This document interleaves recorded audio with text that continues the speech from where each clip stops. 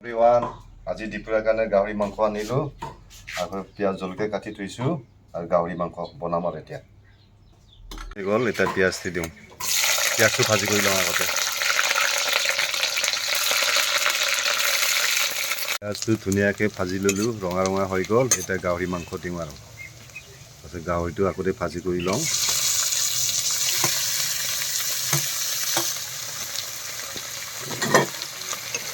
এই গাহৰিটো মই ফ্ৰাই কৰি আছোঁ।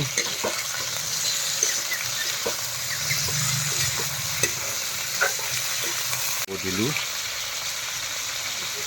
ৰংগুড়াও দি ল'লোঁ মাংসত, ফ্ৰাইতে ৰংগুড়া দিলোঁ। এই লগতে আদা ৰচুন আৰু জলকীয়া পিচি দি পেলাই ইয়াত দিলোঁ, পিচি পেলাই ভাজাতে লগতে দিলোঁ, ফ্ৰাই কৰি থকাতে। এতিয়া আৰু জিৰাও দি ল'লোঁ।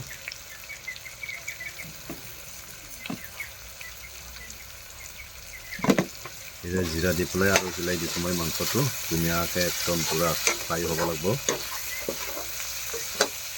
সিজাবৰ কাৰণে অলপ পানী দি লৈছোঁ ভাজাতে।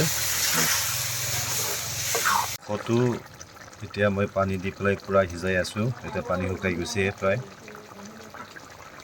গাহৰি মাংস টেঙাটো দিলোঁ, টেঙা দি পেলাই হিলাই দিছোঁ মাংসটো মই।